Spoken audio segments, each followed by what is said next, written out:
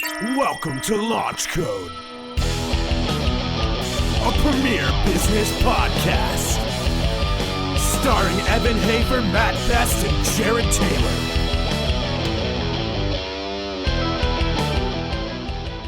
All right, everybody. Welcome to Launch Code Podcast.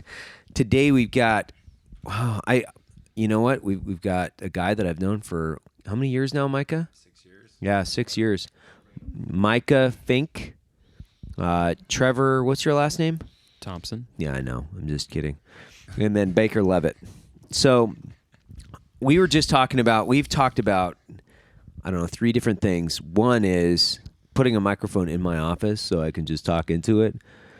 And what was the other one that you were getting ready to say? The lie detector test that you fucking ordered? We have a polygraph test that I ordered. You're right. And The official name. I don't know if it's going to work or not. I won't do it. I don't give a shit. Yeah, because the first question I'm going to ask him is he's a super creeped out homophobe. The first question I'm going to ask him is going to be like, "Do you think about putting a dick in your mouth?" That is a bold-faced lie. He's going to go, "No," and that thing's going to go like it's going to break. It's going to go off the fucking chart so hard. Every question you ask the answer will be a lie. Is your name Baker? Nope.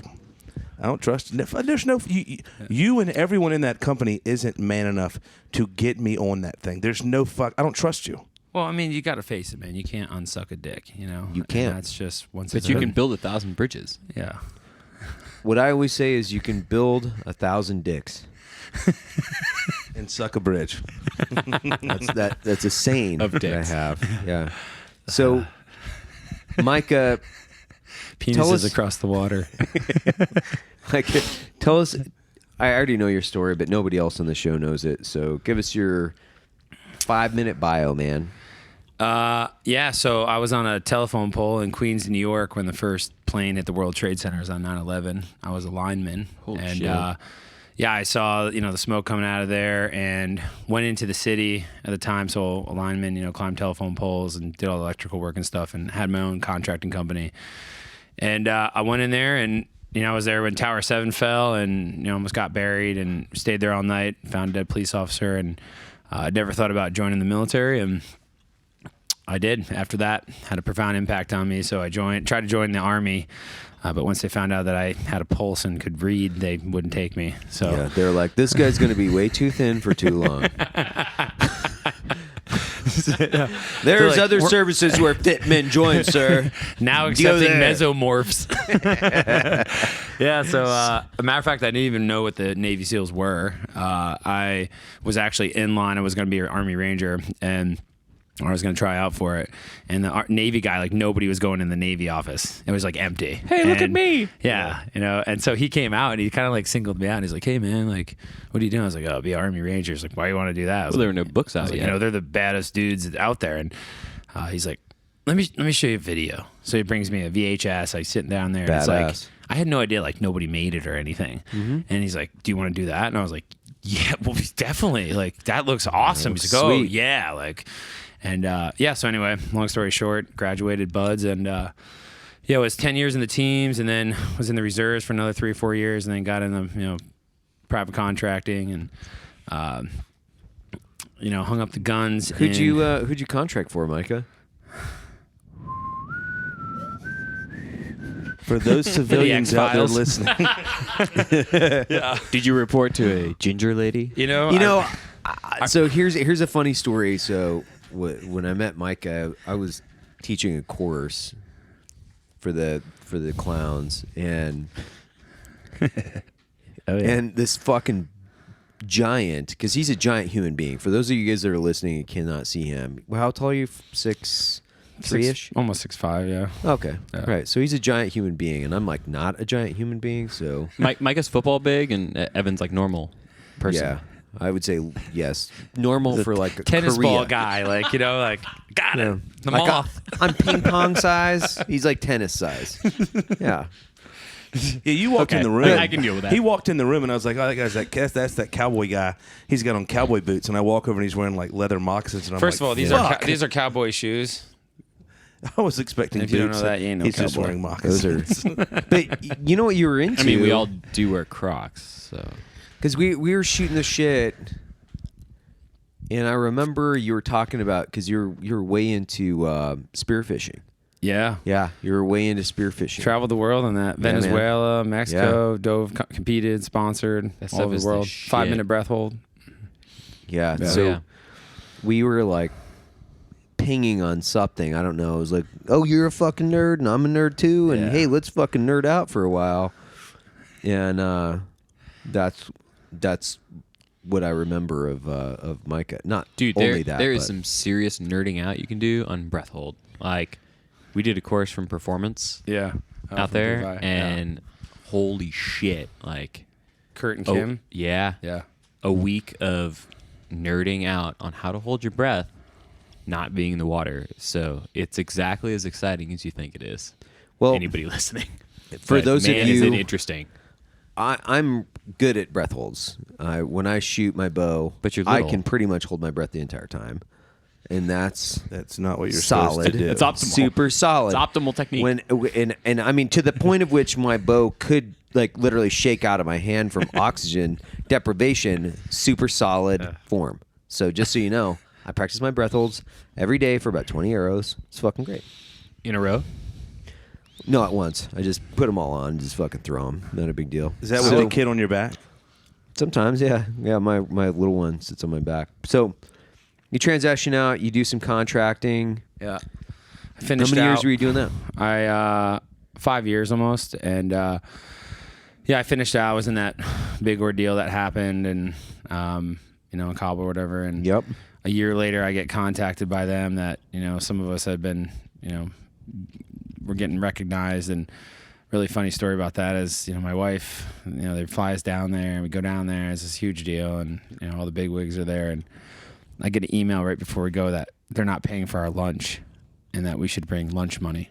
Yep. And I was like, Like a child? I'm never coming back to you, ever. I was like, we risk our lives. And the last email before we get on the little space bus to take us there is like, by the way, we're not paying for any of your lunches. Please bring cash. I was like, awesome. Like, yeah.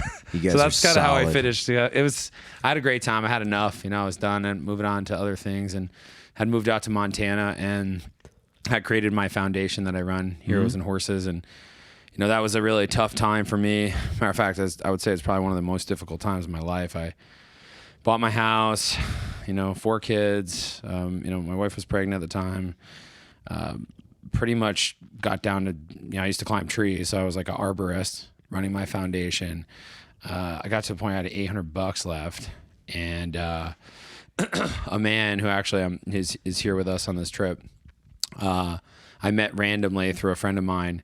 I needed $24,000. I met him for a beer, never asked him for a dime. He took a check, wrote it, folded up, and handed it to me. I got back to the cars for $25,000. Gave me $200 left over for,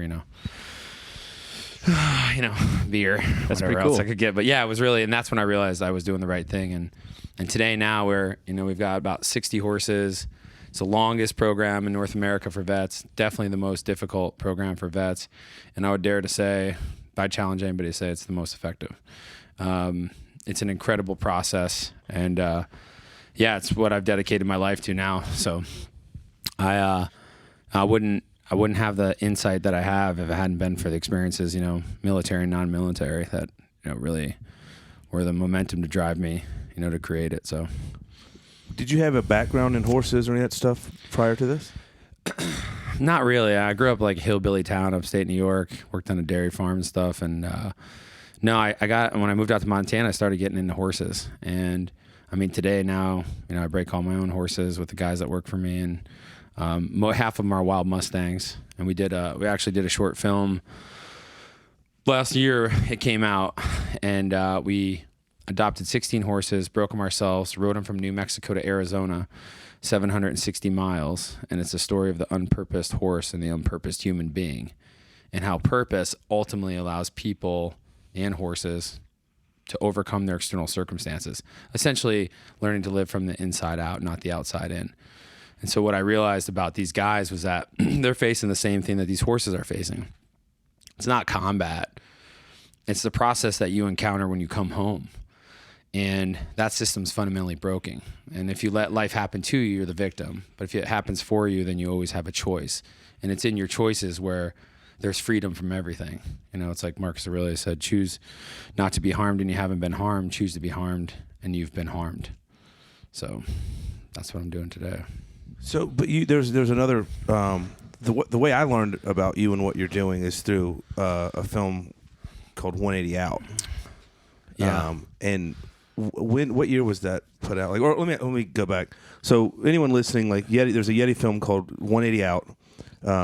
Buddy of mine, Mark Seacat, actually did the film. Mark's my homie, yeah. Yeah, so Mark Seacat Creative did the film, and I remember seeing it, and it had a profound effect on me. You know, I wasn't even in the military, and I was just like, holy shit, dude, like, you got like 10 dudes, a bunch of horses, and this film, like, whoever's listening, go watch it. Yeah. If you want a visual kind of explanation of like what Micah does, like it's phenomenal. And how long did it take you guys to shoot that film? You know, that actually originally started out, Mark, I was at his house having some beers, and I'd really just met him, and he's like, hey, we want to shoot, you know, a story about you hunting elk in the backcountry. And, you know, he learned about my foundation that was pretty new. And matter of fact, it was my first season, and he pitched it to Yeti, and Yeti's been, you know, I've been a Yeti ambassador since then and been tied in with them. They pay for veterans to come through the program. They've done a lot for us. And he said, I want to do one on your foundation. And I was like, it was a first season, and it had a profound impact on the guys that filmed it. And the film eventually became called 180 Out, which is something my father told me, find out what the world's doing and do the opposite, and that's where you find success. And, you know, my father, you know, I come from a long line of like pretty rough people. My grandfather was, you know, in the mob, and he was in prison a lot of my younger years. And then, you know, he ended up dying when I was a teenager, and my dad was like super rough dude, and he's a really profound guy, ended up becoming a preacher. So imagine that, like former like convict, like turned preacher. I was like, I couldn't get a break, dude. I couldn't get a break. And, you know, those experiences like, and really shaped me. And as a kid, he told me two things. One, you'll never go broke from being too kind to people. And two, find out what the world's doing, become a good student of that, and then do the opposite. And that's where you'll find success. And that's exactly what I've done. Yeah, that was a phenomenal film. And Small World, Mark Seacat was on a fishing trip with Brian Broderick, which is the guy that made those arrows. He got the green light for that film. Interesting. In Mobile, Alabama. So two really good friends of mine. This is my first time meeting you, but like I've heard so much about all this stuff, so it's actually pretty interesting. Well, it's funny because I don't think we had talked, and I was like, "Oh shit, now I saw some videos. Like I know all those guys. Like Ray was in it. I know. Back up, I know that guy. I know that dude. Hey, why the fuck are you guys doing stuff without, you know? Anyway, no, I didn't get a call. I know a former SEAL named because Micah Ray was Fink. in that. Yeah. It was weird, man. I didn't even know what Yeti was until when I met him. He's like Yeti, and I was like, I didn't even know what Yeti coolers was. It was before like, you know, all the hunters were wearing. Have it you and heard stuff. of Yeti? Yeah, the mythical creature. Yeah, I was in a platoon with him. lives in the mountains. Did a platoon in 08 with him. Yeah. Yeti. Yeah. It's fucking badass. Yeah, Yeti Ramirez. It's fucking awesome, dude. Yeah. And so now, how many guys do you put through the program per year? So it's right now we're doing 24 guys. So it's 40 days long, and then there's an internship 4 to 6 weeks. Right. So the 40 Before days or following? After. So they got to complete the first 40 days continuous. The average guy rides a little over 400 miles in the program. It starts at 4 o'clock in the morning. We remove everything. So there's no cell phones. There's no bread. There's no sugar. There's no honey. There's nothing. We're partners with Big Cattle Company. They give us meat. Guys eat meat and vegetables. That's it. Average guys loses between 15 and 18 pounds. We had a guy lose 31 pounds this year. We weigh them when they show up. That's awesome. We take guys that have been, you know, shooting up meth. Average guy, I would say, probably is on more than 3 medications. Right. They got to read 2 books before they show up to the program. Every guy that finishes comes off all his medications. They're, you know, free of obviously alcohol, drugs, all those things. And we're really providing them with tools. So we're not telling them how to think or, you know, what to do or 12 steps to success. We're giving them a look at who they are as an individual. Right. And giving them the chance to rebuild their lives in their own authentic way. And so we do that by putting the most intense squeeze on them imaginable. and then you add horses to it. You can't cheat the mountain. You can't lie to horses. Right. You can't. I mean, a horse. There was a guy that came through the program who was the most angry guy. I had an interesting guy this year too, who hung himself and broke his own neck. He's a hockey coach today, like, you know, he's doing amazing. But I had a guy who was super angry, and he would just beat on the horses, like beat on them. And our horses are not dude horses, so we were wild horses. You know, we got ex-bucking horses we're breaking right now that we got from the NFR, which is, I don't know if I should have done that, but yeah, man, you want to you know, guys think they're tough, and You're an asshole. All right. I'll tell you right now. Put you on homie over here. Well, I had this horse that I'd been breaking, and I knew the horse just really like had some trust issues. He was very, very twitchy, and I'd been working him, but I knew he was pretty much safe for the most part. And this guy came back off his first trip, and we interview guys after the first trip. So they go through 6 days of horsemanship. They learn how to pack. They learn packing is the art form of putting objects on horses and moving them from one place to another, just like Lewis and Clark did. Old school, all knots. A tremendous amount of knots. That's like, really cool. There's 8 different hitches that they have to learn. Full on lonesome dove. Yeah, they learn how to shoe. They learn how to use forges. I mean, these guys have no horse experience. They learn how to rope. They go to ranch week. So they come off this 8-day trip, which is really eye-opener to them because the amount of work involved in the backcountry. And we're riding stuff, I mean, not an exaggeration. If you fall off your horse, you could die. And you have to trust these animals. And that's a really special relationship that you get with those creatures. And these guys begin to rely on them just like a teammate, you know, in any platoon or any, you know, ODA or whatever. And anyway, I gave this guy, it was a poor match, and I always match the guy based on his application. I get hundreds of applications a year. And we picked the worst of the worst guys. And he was just beating on this horse, and the horse was just broke as a damn post. And he came in, and every guy complained about him. So it's in the pouring rain. I'm sitting in this horse trailer, and I do the debrief, and he looks at me, and he's like, I said, so how'd it go out there? And every guy was like, this guy's the most mean guy. He's a piece of shit, da-da-da. And I looked at him, he's like, you know, the problem is, like, none of these guys, man, none of them are on my level. And I just stood up, and I was like, you know, I'm a big guy, and I was like pouring rain, and I looked at him, I got in his face, I was like, you think you're on my fucking level?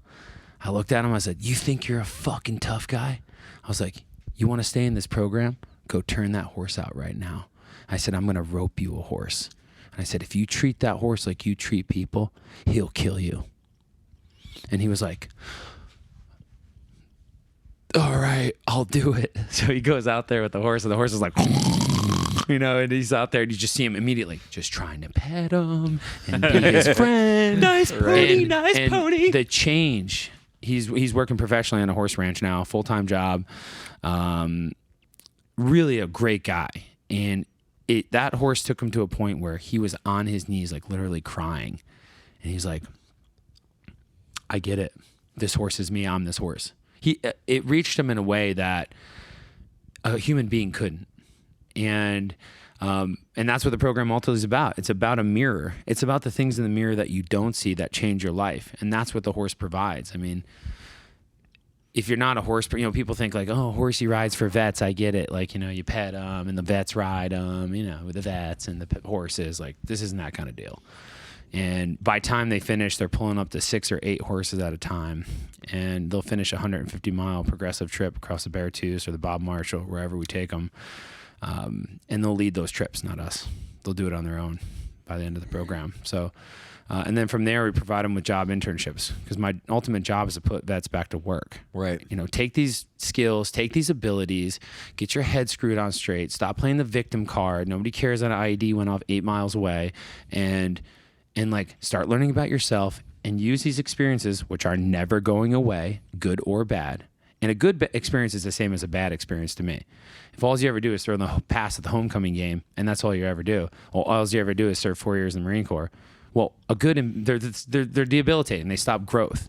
Right. And so these guys, like, we put them in it, we give them the skills, and it's not about making cowboys. It's not about making outfitters. Half the guys move into the career field. The other half guys go to college and get jobs and become husbands and reintegrate in their communities. I've got guys reversing their disability right now, which is obviously very crazy. You would think the VA would be like, sure, no problem. Like, no. Yeah, exactly. No. It is it's worse than getting a rating. What? Which is a Yeah. fucking nightmare Yeah. all by itself. That's insane. It's like, you I- think it'd be like, yeah. hey man, yeah. I'm good. You want to cut 10% off? Oh, sure. Right. Yeah, exactly. So I feel really humbled to, guys.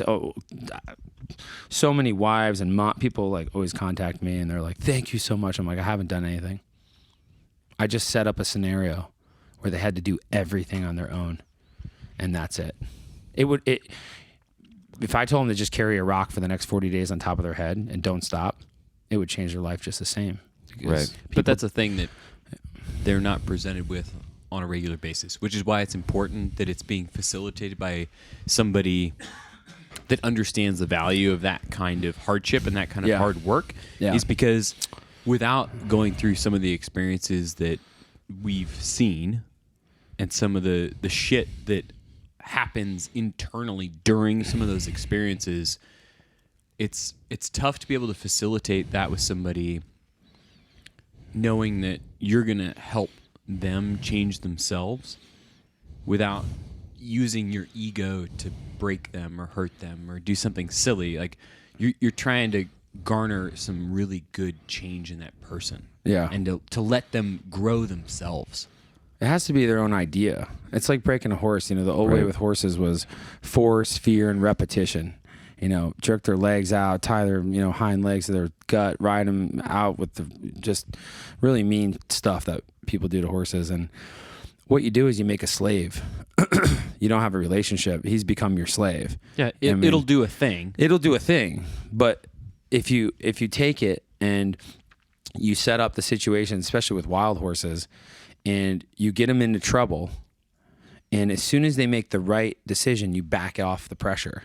Right. And they think that they thought it up, and it becomes their own idea. And as soon as they start to get that, the change becomes like, I can take a wild horse straight off, the BLM, never been touched before, and in the 6th day, I'll be sitting on his back with a saddle on him.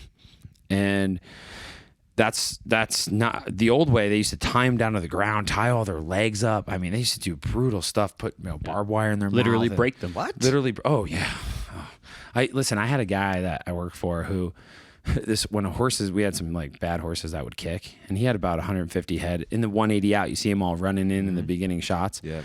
So he would tie a hobble to their hind leg, and he's like, "All right, cowboy, like walk behind him. Let him take a shot at you. Let me tell you something. When a horse kicks you, he can kill you."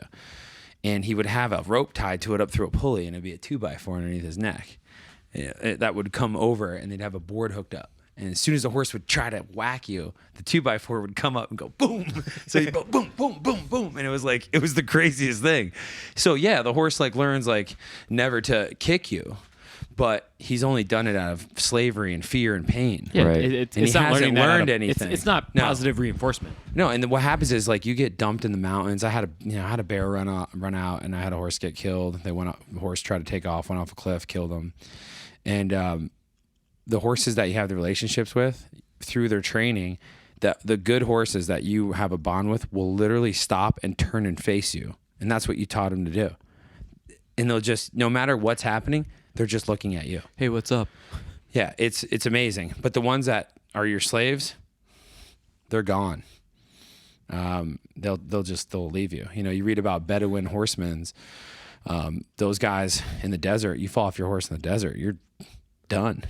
And there were soldiers that would get wounded, and you read these old horsemanship books. I love reading them. The horse would die next to the soldier. He would just stand there and die. It's that's their partner. Yeah, it's their partner. It's probably It's like a teammate. canine. It's like a canine team. Right. Like that is your fucking Yeah. partner. It doesn't matter that it has 4 legs instead of 2. And they have huge dicks. Huge. Those things Yeah, are big. horses got a massive dick. it's comparative. Not all So of them, though. Here, I got one Austin that has a weird little. Really? Yeah, but he's 16. Yeah, it's like a 16 tranny. hand he's my horse? spirit animal. 16 hen horse.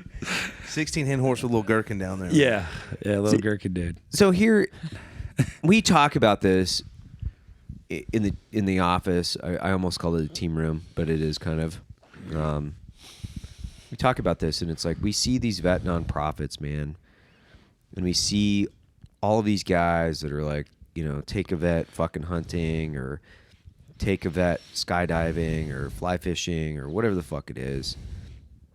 And I am admittedly biased to this. Like I'm just going to be like, here's my bias, because I think it's laughable. Like when I say that, I think there are a lot of guys out there trying to do good, and there are a lot of guys out there that are just trying to do what they want to do and get funded by somebody else.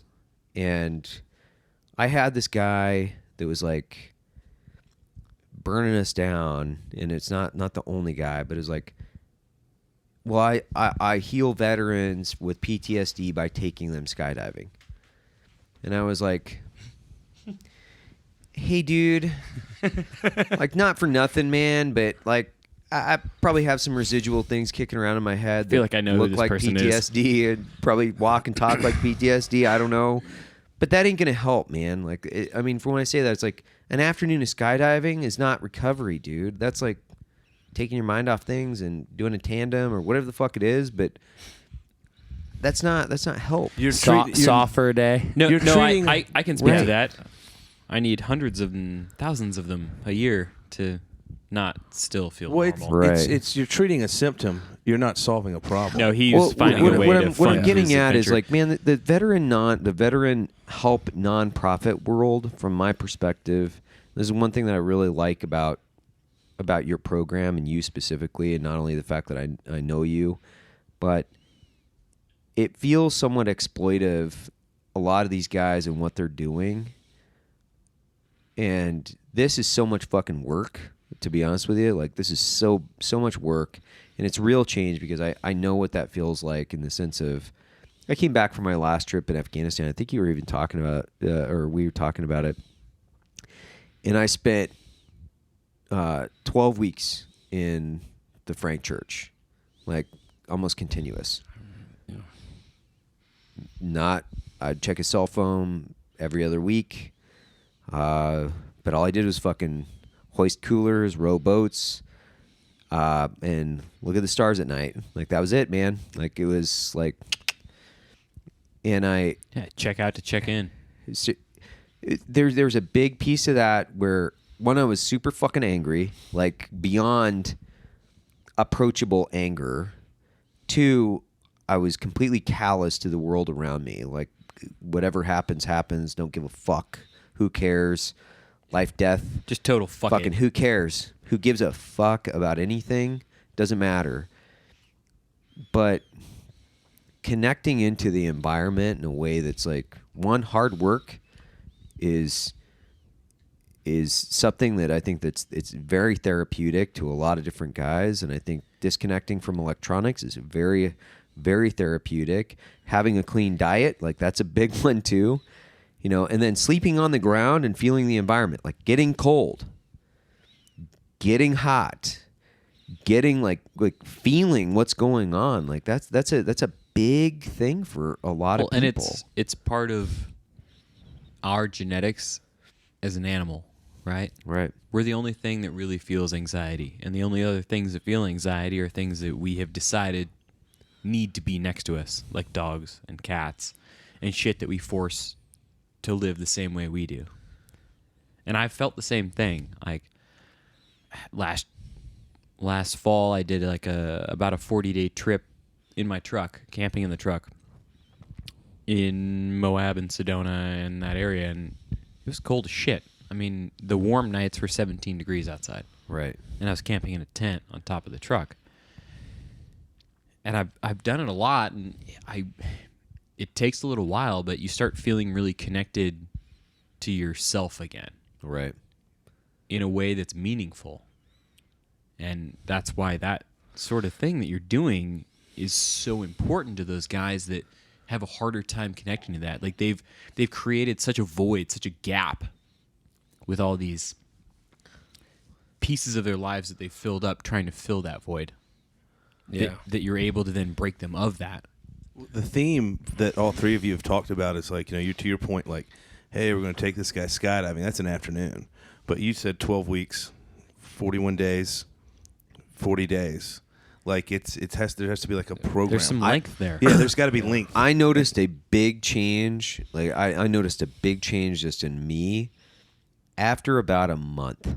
Like, but it took every fucking. And it's a big change. Every fucking stinking bit of a month for me to even like. For me to even check into what was going on. Like, I mean, hollow. blinders. Yeah, well, and Like then and then you get that reflection moment of, whoa, what the fuck was going on? And it was a big deal, man. Where I was Yeah. like, I was looking around at the mountains, and it took me every fucking stinking bit of, like I was saying, about a month, where I could just look at the mountains, and lay on the side of a fucking riverbank and look up, in complete admiration of what was happening with like the clouds moving by, and like looking at the rocks in the ridgeline, and just be in the moment for like, and appreciate what the fuck was going on at that time. And I knew, I was like, man, I didn't think, I wasn't going out there seeking that. That's the funny thing, is I wasn't like, I need this, But I did. Like, my body was telling me, dude, you got to get the fuck out of whatever you're doing right now, and you have to completely disconnect. It was like I was completely starved. From my perspective going into that, I was completely starved of meaning, like what I felt was true meaning. And it was definitive. I looked up, I was washing, like, doing manual labor. I was washing all the pails one afternoon, and like looking up at the mountains, and I was like, man, I am like the fucking luckiest motherfucker alive. Like, I'm just like the luckiest motherfucker alive. And it hit me like a ton of bricks. I was like, holy shit. Holy shit. I actually said I'm a fucking lucky guy in my mind. Yeah. Where the fuck did that come from? Yeah. That doesn't cost anything. Circling back to what you said initially about nonprofits. So here's some nonprofit statistics. There's 49,000 nonprofits in North America for veterans, governmental, non-governmental. It counts for about $7 billion a year. Ooh. 122,000 guys, combat and non-combat related guys have killed themselves since 9/11. 49% of World War II veterans came home and started businesses that are still operating today in North America. 19% of Iraq and Afghanistan veterans are trying to get jobs or go to school. World War II had nothing. We have everything in place. Right. You go to our website. The first thing as soon as you go to the website, the first thing it says is not a vacation. Right. Enter, because I'm not in a vacation for vets. Right. Like, what's life changing about sitting? Oh, this guy, put him in the front, Super Bowl jacket. There you go. We did it. People charging $35,000 for a guy to come out for a week, and they catch a trout, and for me, it's like, struggle gives everything in life value. Right. The greater the struggle, the greater the value. Yeah, like what kills you more, Lipitor and donuts or 4 a.m. and running shoes? What are you looking for? Are you looking for gratitude to what you're doing right now, or worth? Yeah, well, listen. Are you looking to be happy that you got fed and got to do a thing that was kind of neat that you were able to take pictures of? Or do you want worth down the line?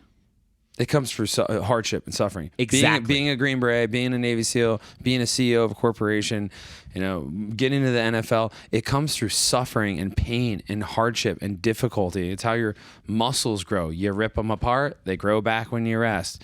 And so, the Indians call the mountains big medicine country. They believe they contained an energy that they would heal. And, I've been fortunate enough to ride thousands of miles, literally, across some of the most amazing wildernesses in North America on horseback. And I'll tell you right now, they do. They used to send the Braves up into these areas after battles where they could just rest and connect with everything that's living. It's amazing. You see these guys out here, they're like, as the program goes on, they're in the backcountry, they're like out like gathering things, they're like hiking around, collecting water. It's like they're dealing with their horses. It's like sometimes you'll go, nobody's even talking.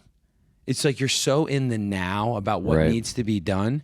And listen, I live a busy life where it's like, my car keys are in my hand, and I'm like yelling at my kids, like, where's Dad's car keys? And they're like, in your hand. Right. And I'm like, because I'm so far in the future about getting to a meeting and doing this and taking care of all these things that what's happening right in front of me, I'm missing it all.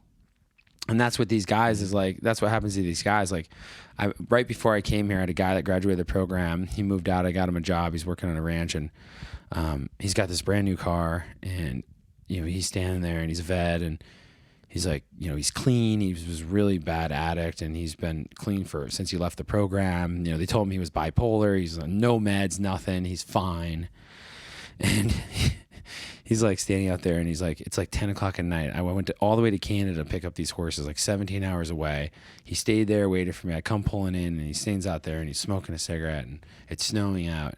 And he looks at me. I'm like, what's the matter, man? He's like, I've got nothing. And I looked at him. I said, what do you mean? He's like, I don't have anything. And I was like, hold your hands over your head. He's like, what? I'm like, hold your hands over your head. So like holds down. I'm like, do you like those? He's like, what? I'm like, do you like having fucking hands? He's like, yeah. I was like, well, then you got something. That car, that's a $30,000 car.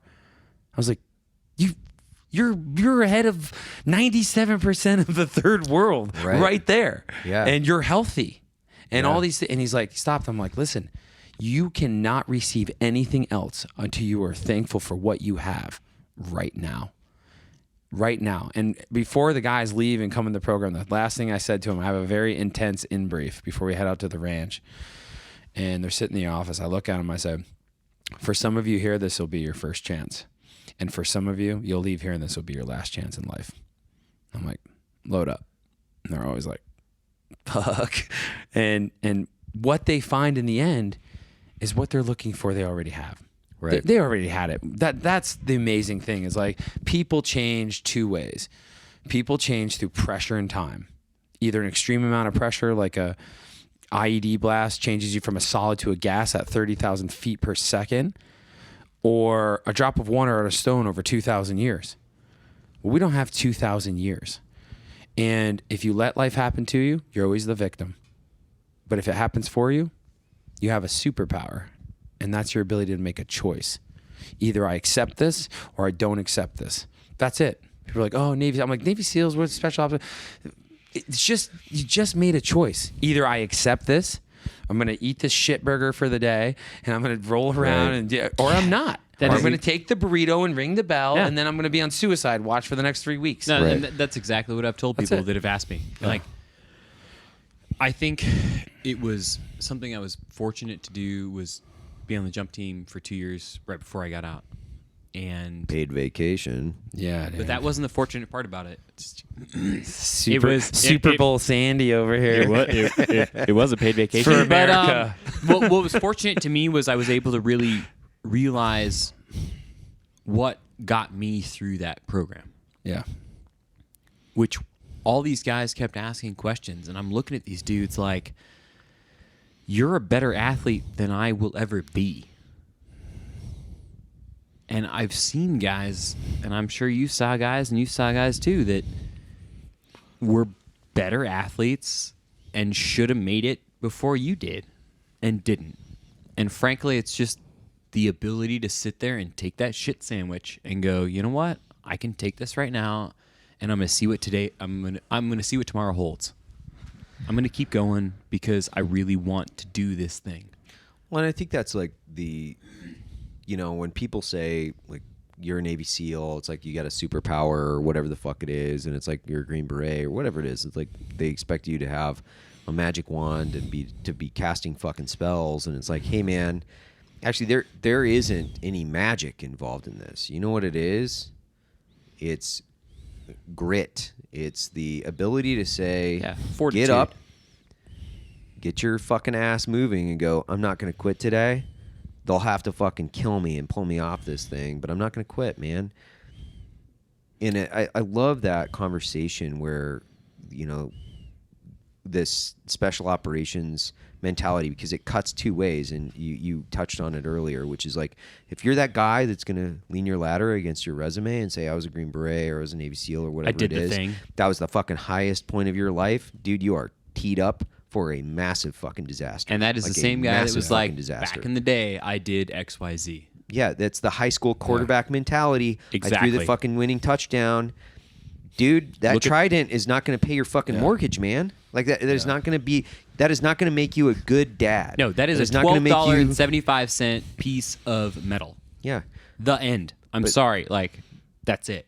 but the decisions you make, and I think I was talking to a buddy of mine not too long ago, which I'm Troy. Yeah. Race, and we were discussing this in a way that was like, every minute you have, every second, every minute you have the ability to reinvent yourself. 100%. The previous minute, that shit's in the past. It's gone, man. Like, it's gone. Now, you can compound those minutes because over time you're building a castle of knowledge and experience and all these other great things. But if you fuck up the previous minute, don't do that other minute again. And don't relive it a fucking 100 times, because then you're living in the past. You're living and reliving. It's over. It's over. My dad said this.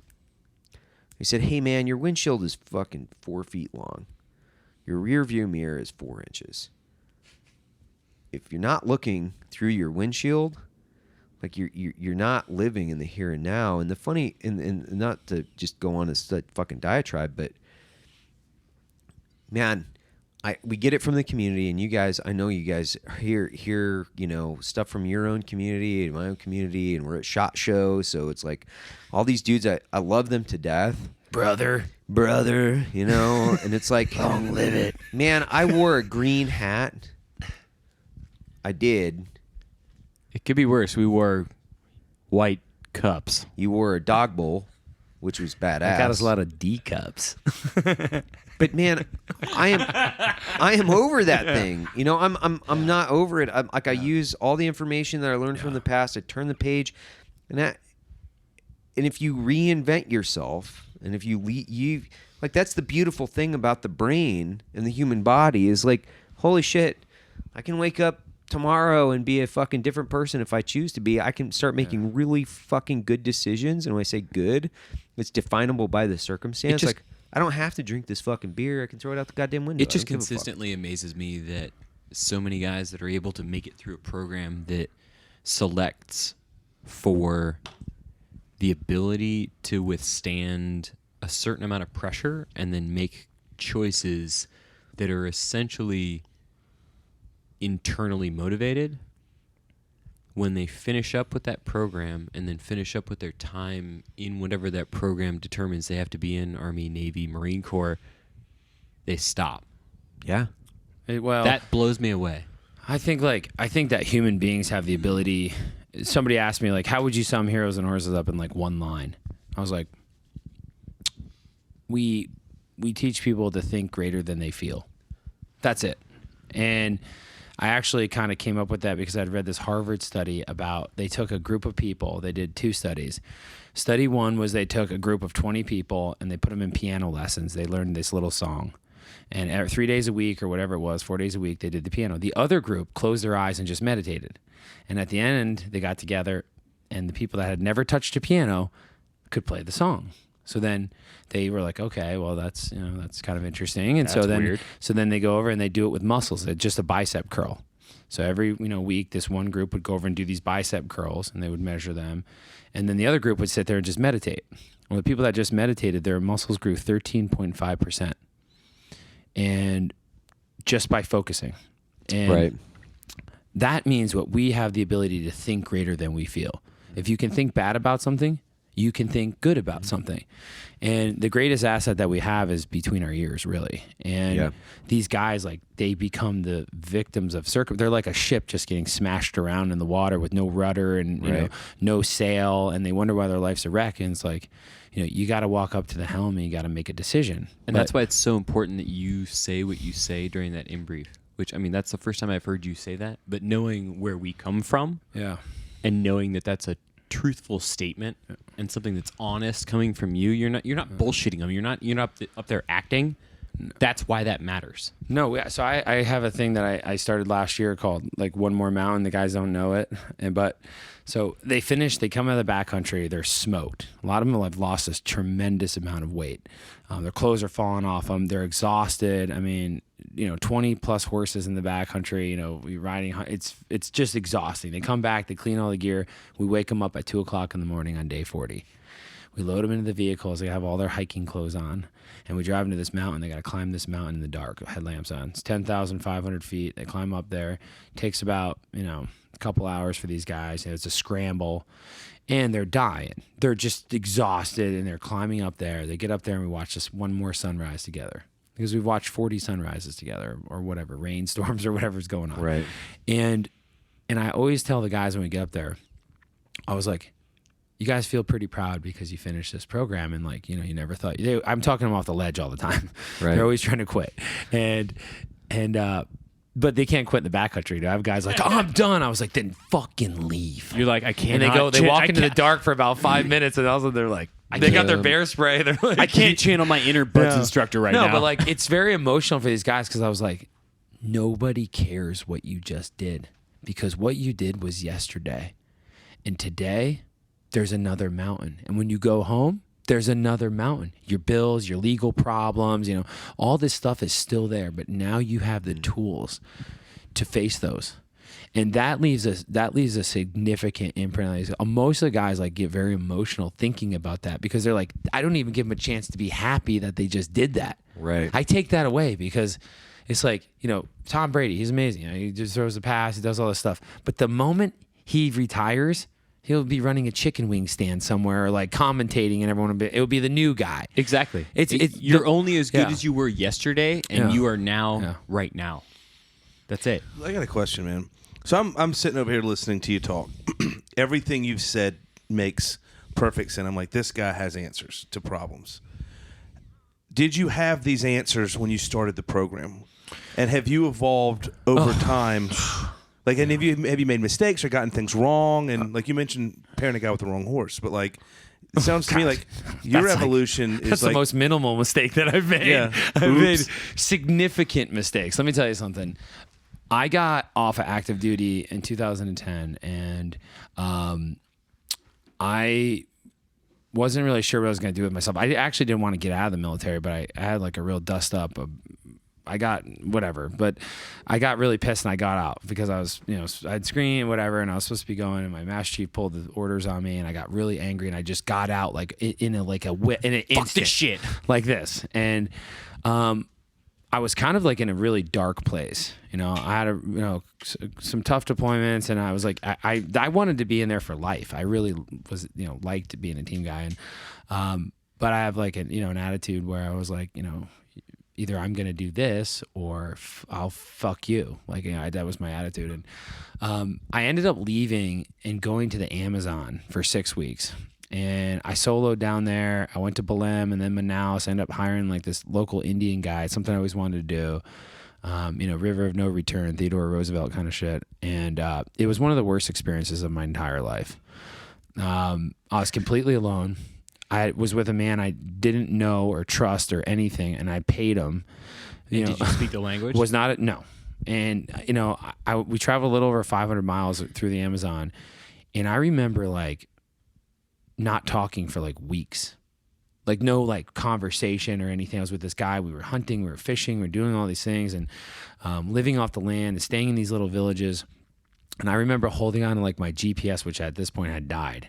Even my family didn't know where I was. They're like, he's got the PTS. He's off and took off to Brazil. He's gone down the rabbit hole. Got the PTS. Yeah, he's got the PTS, Ma. Micah's gone. Yeah. And I would hold on to this GPS, and it was the only thing connecting me to the outside world. Right.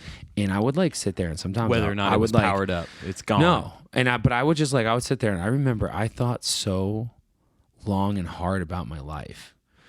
In very profound ways. And I came back home, and the weird thing is I kind of had forgot that I even was in the military. Right. I had Amazon PTSD. Right. It's the only thing I could talk about. I'd been bitten and then bugs, and I was Did you do ayahuasca down there? No, but I would have. And But I mean, the reality is like, it was before it was cool. But it was a legit question. No, but Yeah. it being the past, Yeah. it was as real as like the 10 years in the Navy yeah. was as real as that 500 miles up the Amazon. It just became the new normal. It was behind you. Yeah. Right. Yeah. Yeah. You know what I mean? It was like one thing to the next. It doesn't make it any more or less important.